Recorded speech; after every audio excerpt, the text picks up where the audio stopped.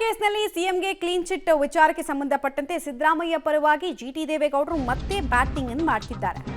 FIR ಆದ ಕೂಡಲೇ ಸಿಎಂರ ರಾಜೀನಾಮೆಯನ್ನ ಕೇಳ್ತಾ ಇದ್ರು. ಈಗ ನೋಡಿ, ಈ ಆರೋಪಕ್ಕೆ ಸಾಕ್ಷಿನೇ ಇಲ್ಲ. ಈಗೇನು ಹೇಳ್ತಾರೆ? ಎಫ್ಐಆರ್ ದಾಖಲಾದ ತಕ್ಷಣ ರಾಜೀನಾಮೆ ಕೇಳೋದು ತಪ್ಪು ಅಂತ ನಾನು ಮುಂಚೆ ಹೇಳಿದ್ದೆ. ಅದನ್ನೇ ಮಹಾ ಅಪರಾಧದ ರೀತಿ ಬಿಂಬಿಸ್ಬಿಟ್ರು. ಈಗ ಸತ್ಯ ಗೊತ್ತಾಗಿದೆ. ನಾನು ಆವತ್ತು ಹೇಳಿದ ಮಾತು ನನಗೆ ದುಬಾರಿ ಅಲ್ಲ. ನನ್ನ ಮೇಲಿನ ಸೇಡಿಗೆ ಇದೆಲ್ಲ ಕಾರಣ ಆಗ್ತಾ ಇದೆ. ಲೋಕಾಯುಕ್ತ ಉತ್ತಮವಾಗಿ ಕೆಲಸ ಮಾಡ್ತಿದೆ ಅಂತ ಜಿಟಿ ದೇವೇಗೌಡರು ರಿಯಾಕ್ಷನ್ ಕೊಟ್ಟಿದ್ದಾರೆ. ಜೊತೆಗೆ ಬಲವಾಗಿ ಸಿಎಂ ಬೆನ್ನಿಗೆ ಮತ್ತೊಮ್ಮೆ ನಿಲ್ತಾ ಇದ್ದಾರೆ ಜಿಟಿ ದೇವೇಗೌಡರು. ರಿಮೆಂಬರ್, ಪ್ರತಿಪಕ್ಷದ ನಾಯಕರ ಪೈಕಿ ಫಸ್ಟ್ ಇವರು ಸಿಎಂ ಬೆನ್ನಿಗೆ ನಿಂತಿದ್ದು ಈ ದಸರಾ ಉದ್ಘಾಟನಾ ಸಮಾರಂಭದಲ್ಲಿ.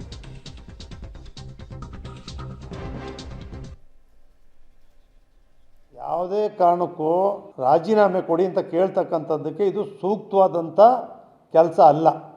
ಈ ಒಂದು ಮೂಡಾ ಪ್ರಕರಣದಲ್ಲಿ ಸಿದ್ದರಾಮಯ್ಯನವರು ಭಾಗಿ ಇಲ್ಲ ಅಂತಕ್ಕಂಥದ್ದು ಇವತ್ತೇನು ಸಾಬೀತಾಗಿದೆ. ಈ ವಿಚಾರವಾಗಿ ರಾಜೀನಾಮೆ ಕೊಡಿ ಅಂತ ಹೇಳ್ತಕ್ಕಂಥದ್ದು ಸರಿಯಲ್ಲ, ಸರಿಯಾಗಿರಲಿಲ್ಲ. ಇದನ್ನೇ ಒಂದು ವರ್ಷ ಆಗಿರ್ಬೇಕೀಗ. ನನಗೆ ಗೊತ್ತಿಲ್ಲ ಟೈಮ್ ಎಷ್ಟು ಅಂತೇಳಿ. ನಾನು ಹೇಳ್ದಲ್ಲ, ಇದು ಪ್ರಾರಂಭ ಆಗಿದ್ದು. FIR ಆದವರೆಲ್ಲರೂ ಕೂಡ ರಾಜೀನಾಮೆ ಕೊಡೋ ಅಗತ್ಯ ಇಲ್ಲ ಅಂತಕ್ಕಂಥದ್ದನ್ನು ಹೇಳಿದೆ ನಾನು. ಅದರಲ್ಲೂ ನಾನೇನು ಹೇಳಿದೆ, ಅಶೋಕ್ ಅವ್ರ ಮೇಲೆ FIR ಇದೆ, ಕುಮಾರಸ್ವಾಮಿ ಅವ್ರ ಮೇಲೆ FIR ಇದೆ, ಸಿದ್ದರಾಮಯ್ಯನವ್ರ ಮೇಲೆ ಇದೆ. ಕೊಟ್ಟರೆ ಇವರೆಲ್ಲರೂ ಕೊಡಬೇಕಾಗ್ತದೆ. ಕೇಂದ್ರದ ಮಂತ್ರಿಗಳ ಮೇಲಿದೆ, ಕೇಂದ್ರದ ಹಾಲಿ ಸಚಿವರುಗಳ ಮೇಲೆ ಅವತ್ತು FIR ಹಾಕಿ ಮೊಕದ್ದಮೆಗಳಿದ್ದಾವೆ.